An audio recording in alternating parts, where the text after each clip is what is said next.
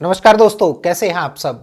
दोस्तों, महिलाओं के कपड़ों को लेकर अक्सर सोशल मीडिया पर टिक्का टिप्पणी की जाने लगी है। इस प्रकार के कमेंट करने वाले लोगों की संख्या इतनी ज़्यादा है कि अब महिलाएं भी ऐसे कमेंट्स और टिक्का टिप्पणियों के साथ यूज्ड टू हो गई हैं। उर्फी जावेद या फिर बहुत सारी सेलिब्रिटीज़ के फोटोज़ के नीचे ऐसे कमेंट्स की भरमार मिलेगी और अब तो सोशल मीडिया के जो इन्फ्लुएंसर हैं उनको भी खुलकर लोग टारगेट करते हैं। गौर करने वाली बात यह है कि लोग कम कपड़ों में महिला को देखना भी पसंद करते हैं और छुप छुप कर खूब देखते भी हैं, लेकिन अपने आप को अच्छा और सभ्य चरित्र का धनी दिखाने के लिए फोटो पर उल्टे सीधे कमेंट करके निकल लेते हैं। ऐसे लोग कमेंट करते टाइम ये भूल जाते हैं कि उनके जैसे ही फेक चरित्र के धनी लोगों की वजह से महिलाएं ऐसे कपड़ों में जनता के सामने आती हैं, क्योंकि ये उनका प्रोफेशन है और कम कपड़ों में देखने की डिमांड आप जैसे संस्कारी लोग पैदा करते हैं। अन्यथा किसी को शौक नहीं है फोकट में गालियां खाने का। यही नहीं, और भी बहुत सारे ऐसे धंधे हैं जो इन चरित्र के धनी लोगों की वजह से फलते फूलते हैं। इन्हीं में से एक है प्रोस्टिट्यूशन या वेश्यावृत्ति। लोग अपनी हवस लेकर मार्केट में घूमते हैं, तभी तो ऐसा धंधा चलता है जिसमें कुछ महिलाएं अपनी मर्जी से आती हैं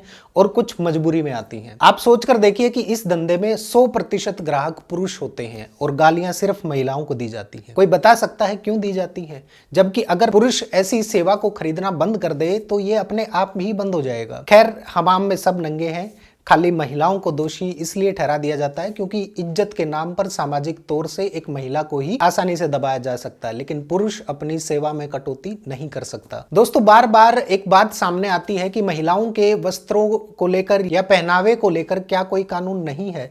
क्या कानूनी रूप से यह निर्धारित नहीं किया जा सकता कि आखिर एक महिला कितने कपड़ों में सभ्य कहलाएगी और कितने कपड़ों में वो असभ्य कहलाएगी? तो ऐसा एक कानून है जिसका नाम है the indecent representation of women prohibition act 1986, यानी स्त्री अशिष्ट रूपण प्रतिषेध अधिनियम 1986, या फिर इसको महिलाओं का अश्लील प्रतिनिधित्व निषेध अधिनियम 1986 भी कह सकते हैं। चूंकि नए कानूनों में सरकार ने क्या बदलाव किया है ये अभी नहीं बताया जा सकता, इसलिए हम इस वीडियो को 1986 अधिनियम को लेकर ही बात करेंगे। इस वीडियो में आगे इस वीडियो में हम इस अधिनियम के बारे में देखेंगे और जानेंगे कि अशिष्ट या अशिष्ट रूपण क्या होता है, जिसको इंग्लिश में वल्गर या इनडिसेंट रिप्रेजेंटेशन भी कहते हैं। अब ये जो इनडिसेंट रिप्रेजेंटेशन वर्ड है, इसको समझने के लिए हमें कुछ और चीजों को भी समझना पड़ेगा। इसको लेकर कुछ टेस्ट भी किए गए हैं ये समझने के लिए कि क्या इनडिसेंट है और क्या नहीं है। वैसे ये सारे टेस्ट इंडिया से बाहर परफॉर्म किए गए हैं, जो कि एक नेगेटिव पॉइंट है, लेकिन इसके अलावा हमारे पास रेफरेंस के लिए कोई और ऑप्शन भी नहीं है। और सबसे बड़ी बात यह है कि ये टेस्ट भी क्लियर नहीं करते कि क्या इनडिसेंट है और क्या नहीं है। एक शब्द विमेन एम्पावरमेंट तकरीबन सबने सुना होगा और एक बड़ा तबका यही समझने लगा कि छोटे कपड़े पहनना ही विमेन एम्पावरमेंट की पहचान है,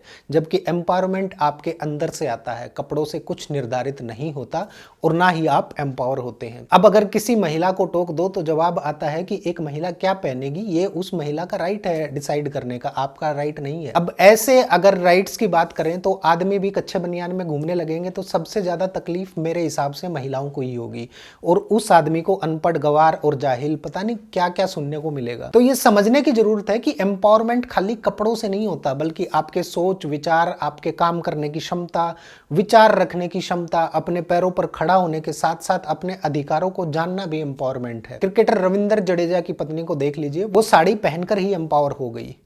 खाली भगवा कपड़े पहनने से कोई योगी, साधु या सन्यासी नहीं बन जाता, बल्कि कपड़ों से पहले खुद को ज्ञान की भट्टी में झोंकना पड़ता है और जब मन से तैयार होता है तब जाकर वो योगी कहलाता है। यहाँ एक बात समझने की जरूरत है कि कपड़ों के मामले में अगर कुछ अश्लील है तो वो महिला और पुरुष दोनों के लिए अश्लील होगा। अब इसको महिला का अधिकार और पुरुष के लिए दुत्कार तो नहीं बना सकते ना। आज महिला और पुरुष दोनों समानता के युग में जी रहे हैं, तो सामाजिक नियम, कायदे, कानून भी दोनों के लिए समान ही होने चाहिए ना। अब आप समझ गए होंगे कि ऑब्सीन या अश्लील क्या है, ये तय करना बेहद मुश्किल टास्क है और इसी कारण से ये कानून क्लियर नहीं है। अब अशिष्ट या इनडिसेंट का जब भी मुद्दा उठता है तो लोग दो धड़ों में बढ़ जाते हैं। एक कहता है कि ये सही है और दूसरा धड़ उसको गलत ठहरा देता है और कहते हैं कि ये इनडिसेंट है या नहीं, ये कैसे डिसाइड होगा? क्योंकि लॉ कहता है कि जो प्योरेंट या लस्टफुल माइंड के लोग हैं, जिनके दिमाग में हर समय काम वासना भरी रहती है। अगर कुछ ऐसा हो रहा है जो दिमाग को लस्ट की तरफ आकर्षित कर रहा है तो हम कहेंगे कि ये इंडिसेंट है। 2014 में कोच्चि में एक कॉलेज स्टूडेंट्स ने एक कैंपेन शुरू की थी जिसका नाम था किस ऑफ लव, और इस मूवमेंट में कॉलेज के लड़के लड़कियां पब्लिक प्लेस पर एक दूसरे को किस करने की प्लानिंग बनाई थी। तो इसको एक्ट ऑफ ऑब्सेनिटी माना जाता है। पब्लिक प्लेस में दो लोग लड़ सकते हैं, गाली गलौज कर सकते हैं, और हगना तो बिल्कुल अलाउड नहीं है पब्लिक प्लेस में। कलकत्ता में एक केस हुआ था, मेट्रो स्टेशन पर एक लड़की अपने पुरुष मित्र को छोड़ने आई थी तो उसने उसको केवल हग कर लिया। लोगों ने पकड़कर उनको कूट दिया और कहा कि ये एक अश्लील कार्य है। एक शब्द आपने सुना होगा, मोरल पुलिसिंग, यानी ऐसे काम जहां जनता ही पुलिस बन जाती है। कई सारे ऐसे वीडियोस आपको सोशल मीडिया पर मिल जाएंगे जिसमें मोरल पुलिसिंग के नाम पर कपल्स को परेशान किया जाता है, और कई बार तो ये मन बढ़ंत लोग मार पिटाई भी कर देते हैं। कई बार ऐसे गैंग लड़की के साथ रेप तक कर देते हैं। बहुत सारे ऐसे मामले होते हैं, क्योंकि एक लड़की ऐसे केस में क्या ही कंप्लेंट करेगी। वो घर वालों से छुप छुपा कर किसी लड़के से मिलने आई होती है और डर के मारे कंप्लेंट नहीं करती, क्योंकि पता चलेगा बेइज्जती होगी, और भी बहुत सारे कारण होते हैं। और इसी डर का फायदा ये गुंडों की गैंग उठाती है। हालात ये हो गए हैं कि पब्लिक प्लेस पर लड़का लड़की मिलेंगे तो अश्लील करतब बताकर पीट दिए जाते हैं, और अगर किसी ऐसे प्राइवेट प्लेस पर मिलेंगे तो वहां इन गुंडों की गैंग सक्रिय रहती है। अब यहाँ सबसे बड़ी समस्या ये है कि कानूनी रूप से अश्लीलता और अशिष्टता को अभी तक डिफाइन नहीं किया गया है, इसलिए पुलिस वाले भी इसको अपनी सहूलियत के हिसाब से प्रयोग करते हैं और किसी भी बात को अश्लील करार दे देते हैं। अब सोचकर देखिए कि अगर किसी पार्क में वयस्क लड़का और लड़की बैठे हैं, पुलिस वाले उनके पास पहुंच जाते हैं और पूछते हैं कि क्यों बैठे हो यहाँ, दोनों का आपस में रिलेशन क्या है, जबकि पुलिस वालों के पास ऐसा कोई अधिकार बिल्कुल भी नहीं होता है, ऐसी कोई पावर नहीं होती जब तक कि वो दोनों किसी आपत्तिजनक हालत में हो या दोनों में से किसी एक को आपत्ति ना हो। अब घुमा फिराकर बात वही आ जाती है कि आपत्तिजनक हालत कौन सी सिचुएशन होती है। अगर आप अपने दादा दादी से बात करेंगे तो उनके लिए किसी लड़की को छूना तो दूर, उसके पास बैठना भी बहुत बड़ी आपत्ति की बात होती थी। और आज के समय में दिल्ली मेट्रो में जो कुछ हो रहा है वो आप सब लोग देखते ही होंगे, वो भी कई बार आपत्तिजनक नहीं माना जाता और लोग हंसकर टाल देते हैं और निकल जाते हैं। तो मुद्दा वही आ जाता है कि क्लैरिटी नहीं है अशिष्ट या अश्लीलता को लेकर। अक्सर ऐसे मामले रिपोर्ट भी हो जाते हैं तो उनमें आईपीसी के सेक्शन 292, 93 और indecent representation of women act के सेक्शन 6 के तहत मामला बनता है, और ये संज्ञेय मामला है, इसलिए पुलिस इस केस में सीधा गिरफ्तार भी कर सकती है। अगर इस एक्ट की बात करें तो किसी भी समाज में एक स्त्री की अपनी एक अलग पहचान होती है। खासकर भारतीय समाज में महिलाओं की सामाजिक छवि बेहद प्रतिष्ठित मानी जाती है, लेकिन कुछ असामाजिक तत्व महिलाओं की छवि को खराब करने का लगातार प्रयास करते रहते हैं। खासकर आजकल के विज्ञापनों में महिलाओं की सुंदरता को गलत ढंग से या अश्लील रूप से पेश किया जाता है, जिसके कारण बहुत सारी महिलाओं के आत्मसम्मान को ठेस पहुंचती है, और इसके साथ साथ समाज में अनैतिकता फैलती है और सामाजिक मूल्य बिगड़ने लगते हैं। इसी पर रोक लगाने के लिए इस अधिनियम को बनाया गया था, जिसका नाम है अशिष्ट रूपण निषेध अधिनियम 1986। इस अधिनियम के तहत महिलाओं के अशिष्ट या इनडिसेंट अपीयरेंस को डिफाइन करने पर फोकस रहता है। ये एक्ट ऐसे सभी विज्ञापनों और प्रकाशन पर रोक लगाता है जो किसी भी रूप में महिलाओं के अशिष्ट रूपण को उजागर करता है, इंडिसेंट रिप्रेजेंटेशन करता है या किसी प्रकार से वल्गर होता है। ये एक्ट ऐसी कोई भी पुस्तक या पैम्पलेट जिसमें महिलाओं का अशिष्ट रूपण शामिल हो, उसकी बिक्री, वितरण और उसके परिचालन पर रोक लगाता है। क्योंकि ये एक संज्ञेय अपराध माना गया, इसलिए दोषी को बिना वारंट के भी गिरफ्तार किया जा सकता है। पहली बार दोष साबित होने पर 2 वर्ष तक के कारावास और 2000 रुपए तक के जुर्माने की सजा का प्रावधान है, और दूसरी बार इस तरह के अपराध में लिप्त पाए जाने पर या आरोप सिद्ध हो जाने पर 6 महीने से 5 वर्ष तक की जेल की सजा और 10,000 रुपए से लेकर 1 लाख रुपए तक के जुर्माने का प्रावधान है। क्योंकि आज के समय में प्रिंट मीडिया के साथ साथ डिजिटल मीडिया जैसे कि इंटरनेट, व्हाट्सएप, केबल टीवी जैसे तकरीबन सभी प्लेटफॉर्म पर महिलाओं को आपत्तिजनक तरीके से पेश किया जाता है। इस प्रदर्शन पर रोक लगाने के लिए राष्ट्रीय महिला आयोग ने कुछ संशोधित प्रस्ताव भी दिए थे।